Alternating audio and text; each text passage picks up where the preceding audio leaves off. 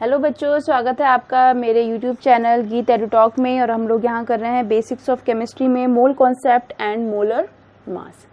मोल संकल्पना और मोल द्रव्यमान। अब मोलर द्रव्यमान, अभी मैंने लास्ट वीडियो में बताया था आपको आणविक द्रव्यमान और परमाणु द्रव्यमान। अब यहाँ पर बात करेंगे मोलर द्रव्यमान।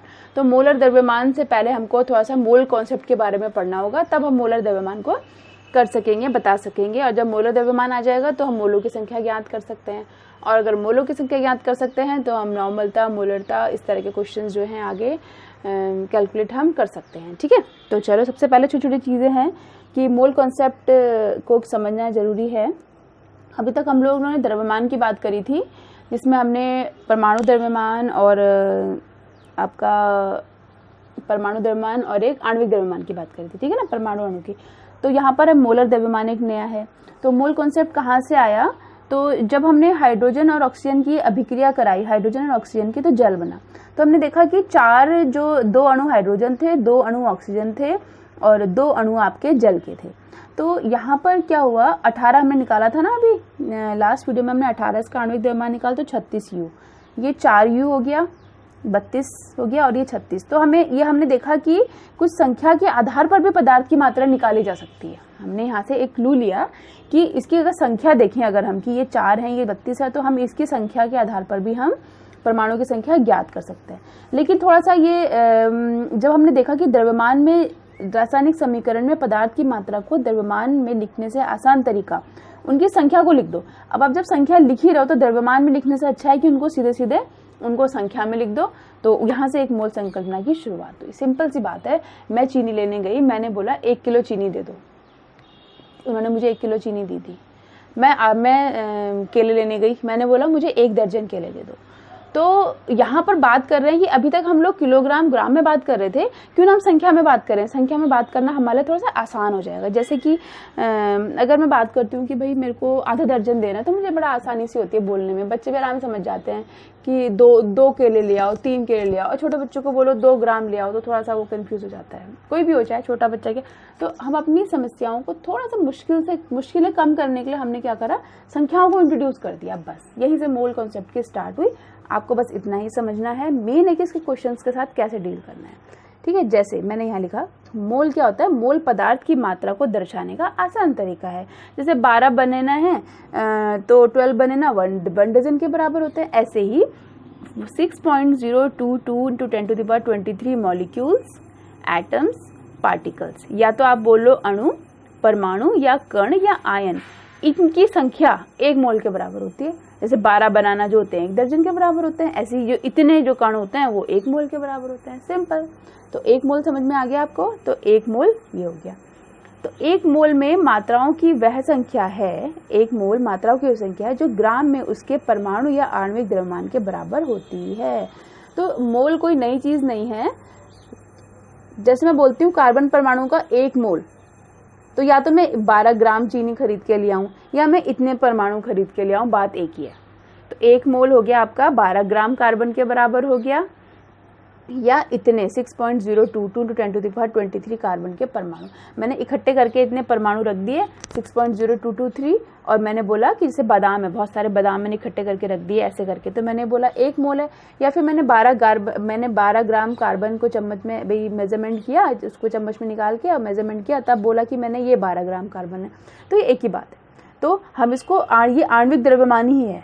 ठीक है ना, जो 1 मोल होता है वो आपका जो ये है, जो मात्राओं की संख्या है, ये आणविक द्रव्यमान के बराबर ही होती है। जो ये इसकी संख्या है, इसकी संख्या जो है ये, लेकिन संख्या ग्राम के बराबर कैसे हो सकती है? तो ये चीज़ थोड़ा सा लग रहा होगा आपको। तो उस संख्या उतनी ही लेते हैं जितनी यहाँ पर इतने ग्राम में आए। ठीक है, तो ये संख्या फिक्स है और ये इसके हमेशा इसके बराबर होती है। ठीक है, ये कुछ नेचुरली कह लो कि इतने कण ले रहे हो तो आप हमेशा वो इस मोल के बराबर हो रही है। तो कार्बन परमाणुओं का जो 1 मोल होता है वो 12 ग्राम के बराबर होता है, 1 मोल। और अगर इसी को हम अगर इसमें कहें, इतने उसमें क्या होते हैं, कार्बन के परमाणु होते हैं। ऐसे हाइड्रोजन का जो 1 मोल होता है वो 1 ग्राम हाइड्रोजन के परमाणु के बराबर होता है।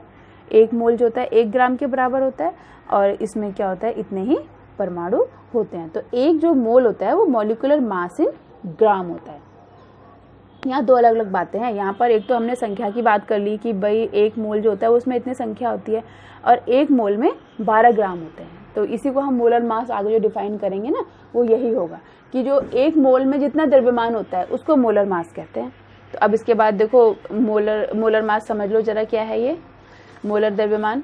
तो मोलर द्रव्यमान को आणविक द्रव्यमान भी कहते हैं। इसमें एक मोल का ग्राम में द्रव्यमान लिया जाता है। सिंपल सी बात है, एक मोल पदार्थ के द्रव्यमान को मोलर द्रव्यमान कहते हैं।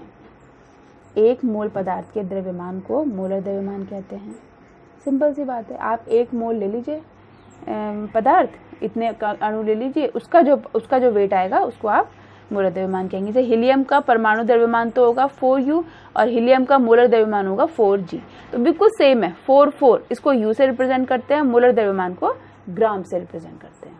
ये आप ध्यान रख लीजिए। अब मैंने इन तीनों का कंपैरिजन दे दिया है, परमाणु द्रव्यमान, मोलर द्रव्यमान और अणु द्रव्यमान। एक एटम का द्रव्यमान इसको AMU या ग्राम में दिखाएंगे, ये एक मोल का द्रव्यमान होगा और ये एक अणु का द्रव्यमान होगा। दोबारा देखो, एक परमाणु का द्रव्यमान, एक मोल का द्रव्यमान और एक अणु का द्रव्यमान। इसको AMU में या U में दिखाते हैं, इसको एक AMU में दिखाते हैं। इसको या तो हम कणों की संख्या का द्रव्यमान में दिखा देंगे, ठीक है। इसको देखो हमने 6.02 कणों का द्रव्यमान, ये क्या हो गया आपका मोलर द्रव्यमान हो गया।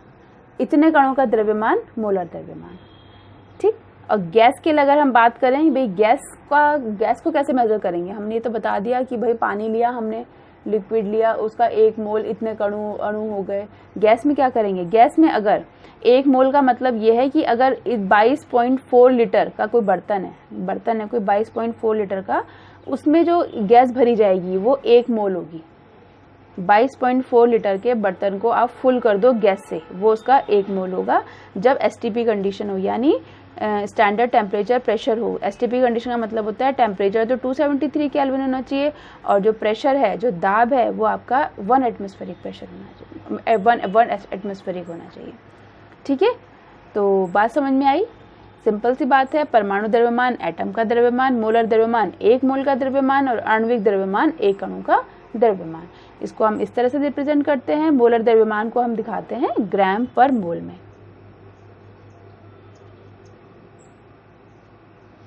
ग्राम पर मोल में, ठीक है। हम इसको बोल देते हैं कि ये मोलर द्रव्यमान है। ग्राम पर मोल में भी नहीं बोलेंगे, उसे मतलब एक मोल में इतने ग्राम है तो आप ग्राम भी लिख सकते हो उसको, ठीक है ना। पर मोल डिफाइन करना जरूरी होता है। एंड तो आपको ये समझ में आ गया होगा ये, ठीक है। अब इसको थोड़ा सा न्यूमेरिकल करेंगे ना, तब हमें एकदम क्लियर हो जाएगा। हो सकता है इस वीडियो में इतना क्लियर ना हुआ मोलर द्रव्यमान, तो जब आप इसके न्यूमेरिकल्स करोगे तब आपको ये बहुत अच्छे तरह से क्लियर हो जाएगा। Okay, then thanks for watching.